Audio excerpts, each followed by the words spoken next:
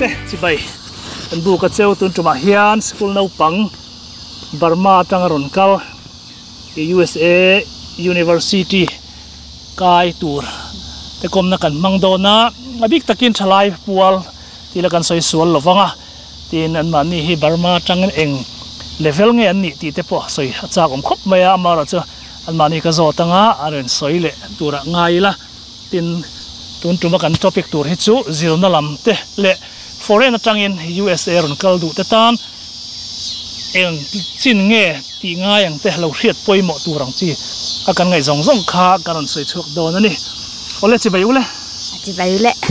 so nei puarem ei puar mo e upa zo ka tang kan ton me ngatro e mai kha nia pani kan lo nei lova in kan chok mai ro ti khan thế phải lẽ rộng mấy đón nhá, mình pum miền thử thế, cả mình pum ấy mang ngày nó sang gió là nhá, mang ngày nó sang gió là, thì chuan inau ngày u khá, này cái nau nhá, lal thành voli cái này, lal thành voli, ở lẽ tiền inu lấy pa mình miền thử thêm, cái nồi là gì thang in nhá, cái pa hi doctor suy rèn liền à, anh nhá, ok, thì chuan Burma không ai nào mà, Burma Rangoon tông raคนนั้นเจ้าระดับอยู่เนี่ยกันออกมาดองทองอันนี้ไหมRangoonดองทองเนาะเอาเลยปุ๋ยไล่ตะกันเดี๋ยวชวนออกมาหล่อบ่แม่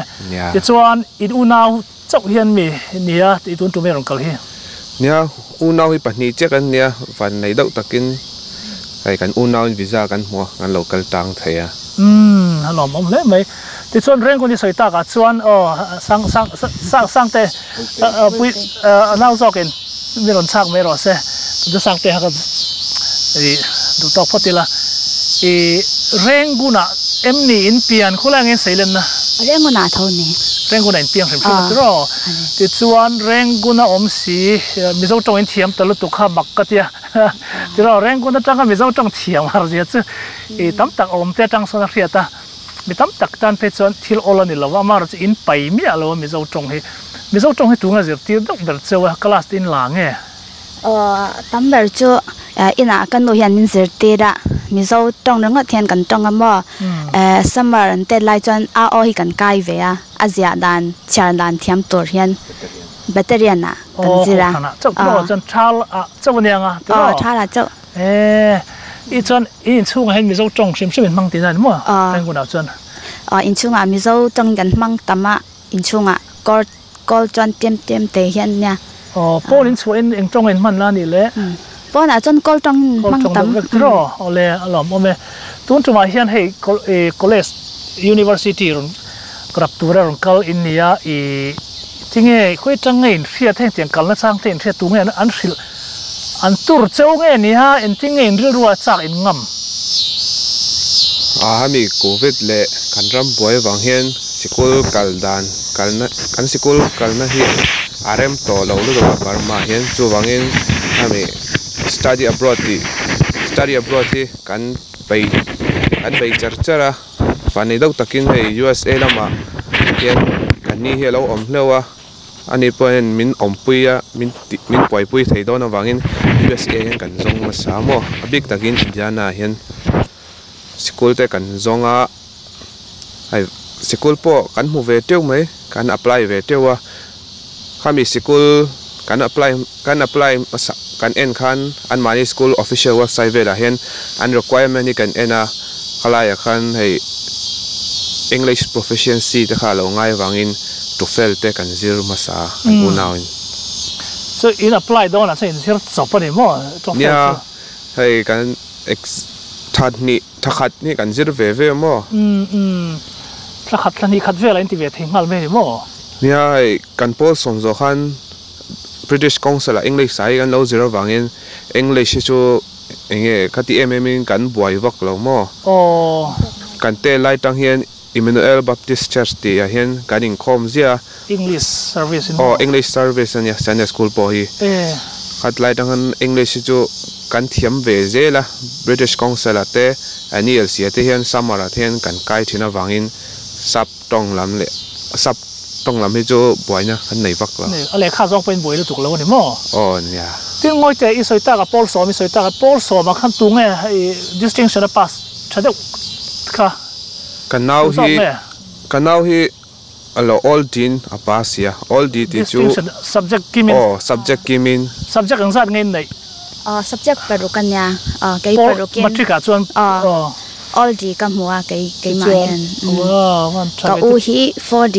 pali hmuwa distinction pali muta avaro pui vete chuan ani le all distinction hi mu chuan enge zir thai enge ti destination hi chu tam mark hi an en phatama college lua chuan mark tam chuan doctor hi an ngai sang bera mark tam chuan doctor lam hi an panama keipo doctor mishing lam doctor hi mark thumin ka mi lowa doctor pa ngai medical doctor pa ngai kha mark thumin duwa chu dentist lam halam hi ka panta chuan dentist ni tumta i tui wang ngai pan so a lot of wang ngai nia ni ve tho chuan dentist sirta tro kum za ngai zirman kum ru ka hian kum khathi ka zowa kum mi lai tak hian kum ni ga zir lai hian covid alone nia university ho hian khar ta veka ani mo de chuan u kan zot ve le nge enge zir nang Burma chuan ke hi alo West Yangon University of Technology information technology ka zira kumruk sikulania ka boya pohen BE ni wangin kumruk kai khanga ya computer dang boy vele ju kumli nan zo thainan BE hami Bachelor of Engineering boy kha ka do wang hanin khami WNTU hen ka kaya kumthum he ka pasia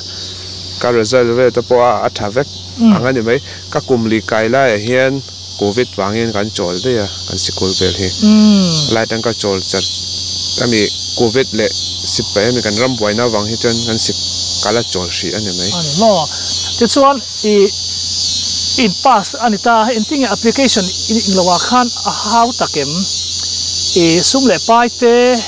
tu nge sponsor don cheu ti lai kha inting nge in chan dan sponsor jo kapa hi ni bermea kapa jon kim hi kan sponsorship ni zo point kapa ting an tia show money po ha anga ya bank statement kamo kan bank statement po ha kapa bank ami paisa ha kan upload ni mo chuan ani ipa kha sponsor tu turani wangin ipa bank statement kha in thil tela it's an application in fill out na khanin tel tinami ani khamle te han hai document te download anga ya kapa ka na fill up ke main ka chom don tin ke main ka chom don ti khami alo sign kha anga ya contract kan tiang chu kan tiang ha assign ya chu le ke ni kan scan le kan upload le chu le anwa a bank statement po ha kan upload le ti chuan ipa in enge atho engzat nge alak lu tiang kha zo na application form vela chuan an application form kha chuan in a lo amo an chui lu tuk lem lo ti na mi sponsor tu income kha nia atiang na mi chuan chui vak lo lem lo an du sa dan bu chuan tok ve mai ti na ni mo school big takin a sponsorship chuan chui vak lo ami a school culture a student hi an school a qualify theidon nge theidon o khan en berani cho wangin chitang lei test te min chang tira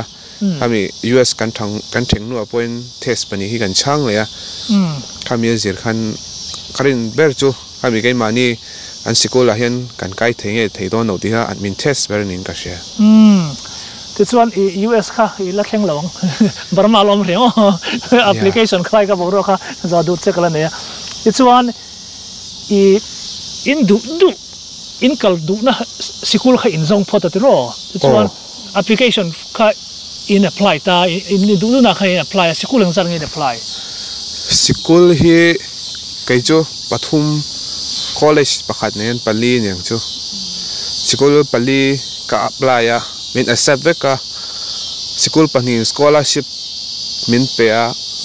IUPY hi chuan scholarship kha ka mi tak lo wangin min pel lo mo chu ani chuan tunen scholarship don then ila nei ti na mi oh school kami adang school pani tang min pek mi scholarship kha chu om nan ma se ami school kha kan zom talo wangin kan chang lo mo ani chuan ani tuna engmai don taxi lo wa chuan scholarship don thei dan chance lo mem kan apply honi mo kami IUPI application deadline nai ani khat tu che khan kan fill up awang hian scholarship opportunity hi kan nei lawa chule ka high school ma khan chuya a GPA kha a point kha temina du wangin ka mutalawa kha ka salai ka thengnu hian sikula ka wa zota kami scholarship tan hian tinge ka ti theing matia sikul chuan kami international affair kha chuan kan la ti thei don otia ma se kami sikul chunga chuan scholarship ate hi om vea kham tiang khai apply don nia min tia khatian chuan min kong min ko hu ve themo sikul chuan ni se ina ko lo zot ve lok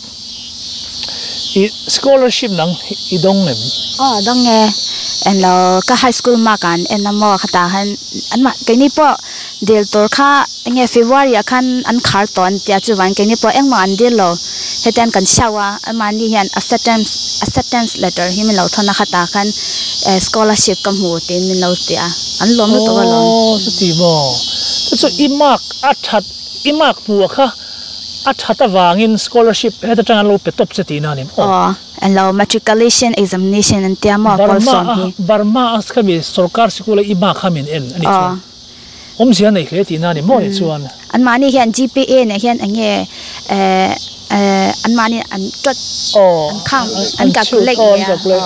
an GPA an pen men khan an nge an ang tiang chu va thave ve mo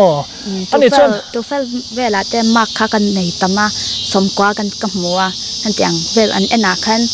nge ka qualify tia chu singkhat pe dollar singkhat kum khat ta ani chuan le pe ka khan pele thei chem an lo ka le kha hian GPA hi ka hmu tam chuan an pele nge renew le thei zel tia mo singkhat chuan kum khat zirna ade ngem in subject lak tuna hian antin sayang achen ve nyang to chon eng subject nge tu na han enge major is it ton hi cho a business la hian major tum ale chon abula tang rotin mi ka is rodon nya he chu renguna khan nge ha dentist kha kum khacha ka zo mana chuwangin ta chon credit cho transfer thailo na atan ter tang tan thale kha athazo kan ti vea a basic do thu sama basic he engamo ang chi kha so ngai to lem lo ti na ni mo kan tiang so ngai lo wa thave mo ti chuan in apply like han USN khen nu tu it nge khoi ange in khen don sikula in lu don nge boarding school tiang chi te khat in om na tur khan jot uluk chawem ta hian kan ni hin oma mo an mani school a pon zo ta khoi angin om don ti comparison om don nge pon nine om don tia ke ni khan pon na om don comparison an om don lo wangin kan ni in ama address te mi te email te kan pe ka mo tian ani khan mo phuna la don ti na ta tro ani chuan ini information ju school a khan om vek don ta kan zot le lok chaw dam lok ni khuai nga mo vel tu nge mo phuna lang tiang a khan omem zon omem tiang theng khan zot chawem kan tiang theng chuan an zot lowa kan sikul hian health insurance hi an nei mo kan mi khan cái này thì health insurance mong ta ni dik tak sai chuan kan la sa chiang lowa a se kan ni hian min boi pui reng thei na mai ama hian min boi pui berdon ni chu health insurance poisa pek ve ngai am nang man school fee atel lawa mo hai chu a category ha danga kal de ya ti khatin khan pek ve ngai ni mo ya semester khatta hian kan pe ngai mo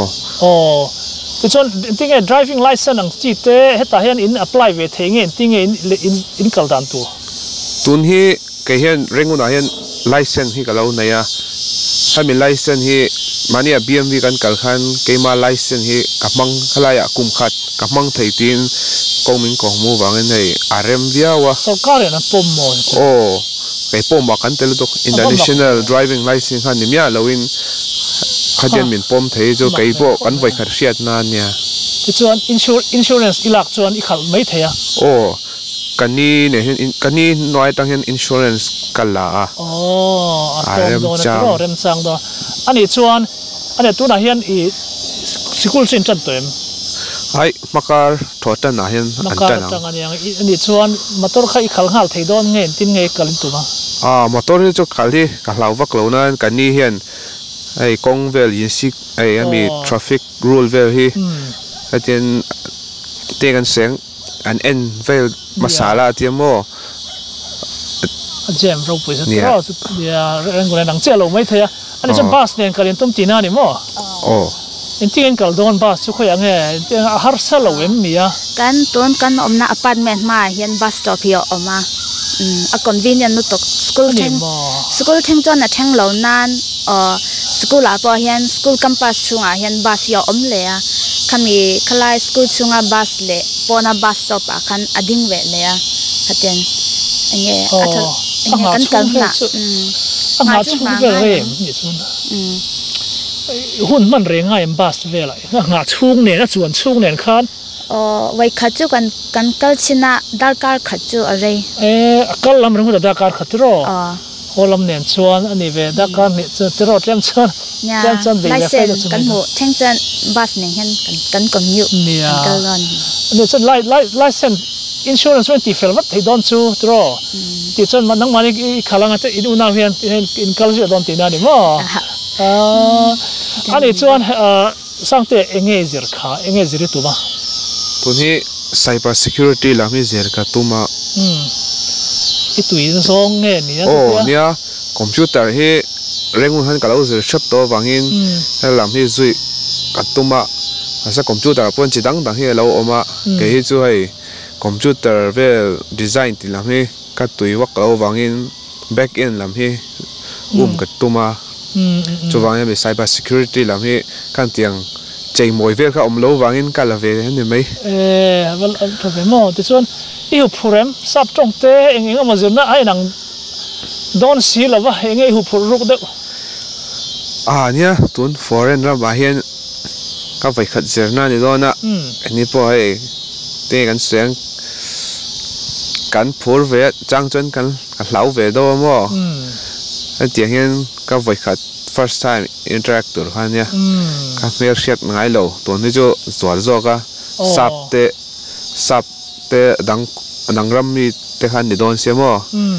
koram kha jon kol ve kan ni wangin biak per kha ju asiam dawa phur to khop mai asiam chon na naw he kan zot le nge i voi khajin chuan nge nia Burma tangin ijin chuak nga em inu leipa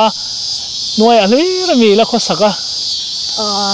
hemi US kalma chon Bangkok ka hian kan kal ngai ve ta kan jin ve a in chungin nge nia kan chung point kan chungin i voi khat inu le pa tel lo voi khajin chuan na khan yom se kan ti thon ne ilung te le nge inu le pa te nga em chang chan leng ve ma se ta hian nge school ho hi school thil ho hi mani te ti ve kan ya kan boy ve kan no te ho hi nyan lung leng za kan mani hian min lo fon ma sa ja ni mo tel in nak rem hemi visa apply tur hian how takem nya ami visa motor hi chuan har sa ve ti tin khoi tang apply anang ni ta hian covid zo khan nge kan renguna kha chuan embassy khan la hong si lawa chu wangin Bangkok ka kan wa changa Bangkok ka pa ovai ni min reject hata khan engange kan min reject ka ti kan to khan an mani kha chuan an sha dana ke ni kumle nge khami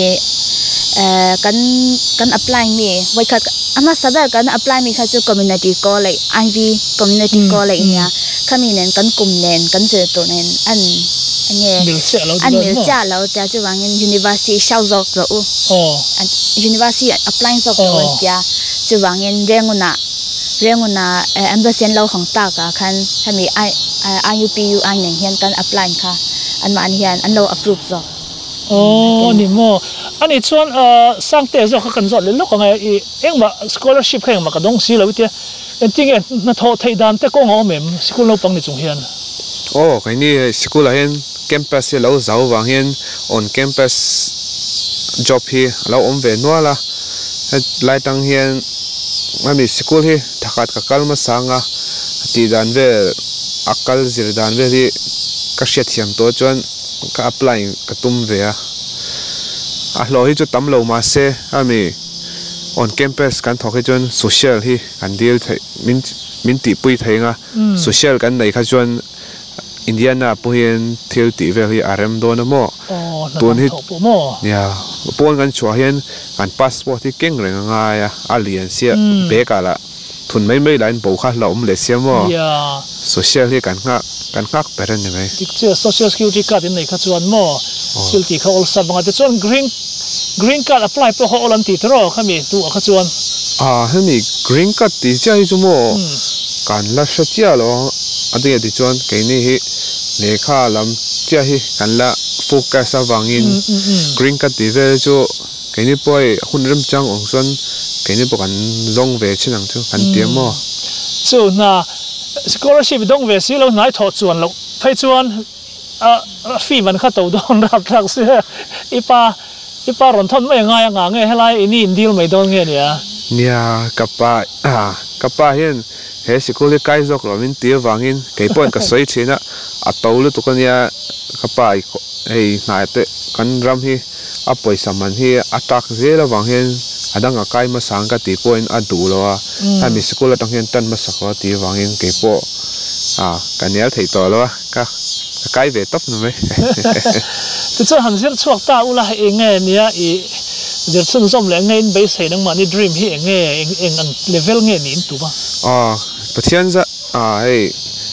pathian za là bachelor te kan zo thei chuan master le PhD hi kan tum ve ni mai hết ta hiền mo nó làm mắm vậy ipa po ka PhD tro nia kapa ipa khe nghe zo kha ta kan zo le toi me kapa hi PhD human resource and PhD mua ta ka tro ipa hi la rat barma po pai cho minh thang ta cái này minh thang hay là các anh ruồi to lòng với khát aron zin khan sang này là xong pasarem mi kan biak ina khan tu soi dan ya ti ramo le doctor sui reng liền à thì lại le khát thiam khan này chú mai lâu chú này bốc anh hít rồi à sẽ kapa ro puyang in kan duy thầy lâu kan lao đâu tiếp kan lao về đâu nè mà sẽ kan tu manga le khát te kan ti thà chứ chuan kan khum về thèn chứ kan ti lòng lệ ipa han soi ta ka chon ipa enge tho tu na hian kapa hi Lincoln University College Malaysia associate professor thoka chu tu nine rengu na hian school MBA le PhD school honga a school ming hi International School of Management ti hi ne la zirtir tu thok pa nge nia ani po sa nia Malaysia po hian zirtir tu thoka a se rengu na hi chuan ama honga wangin ama school vel hi Afwana chule major 10 point ama hena zirtir PhD po zirtir hi lang chuma po khan tro PhD candidate po anei ve nol ro pui le mai alom om hi karen kom theya info number te hi tarlam te remem min zo du nom do na tinge apply dan tur tia bul khoi tang nge bul kan chanang tiang chi te mo mun dang tangin ron zot du te kha nom thina tiang a hian intia in prepare nge ngai TOEFL chang turin nge English eng level ang chi nge tiang chi te khamo kan tiang khan info number kha kalo tar langa nga tro tiang khan an lo contact chele that dang khan lo shilanga mi zo tam tak te ron kal du khan om do na USA hian kan tiang chi min zot thina ka chang thiam lo kai chon mo intinge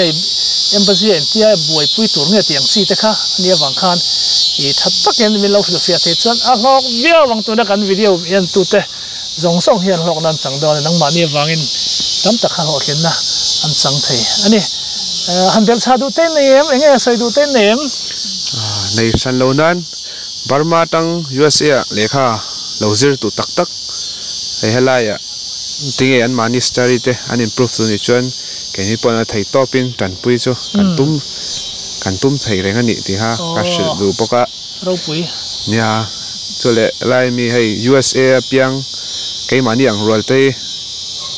te chang chun hei unlock kan ti don mi ni he opportunity hen dai zau lu to ka he opportunity he mai lawin cái kan ti tiang man tat turin mo ngai de chon hala hen USA chu ate deng ram hi freedom ani wangin tu do he kan zir thaya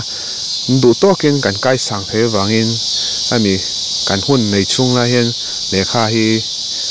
kan zir thave kanga e kan future jo amoi do ni chu adik che lom USA hey citizen kan ni vekta tu na pe chan tam zok hi mo ke ni zo na thak thoi high school an pasa college kal tum lovin nan thok de ya awi om lu tu ka mo nang ni ram dang atang har sem em an nuai enga mo za seng in inon kal wang chu po chu poisa tam takin seng do ni mo tum tiang in don ngai lua helai om hu tan pe chan tan lak le ngai ka ria in fakom mi en ton tak ini tak zeta ni in don kal hi mi tam tak pon har pa ka ringa mo enti khopin nge thiam na zir na in du zia te le in ti kha in ron tilanga alomom khop mai ani le kha kan lom tak zet huno in hun lu min te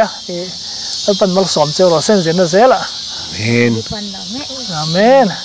ni po kan lom tok ole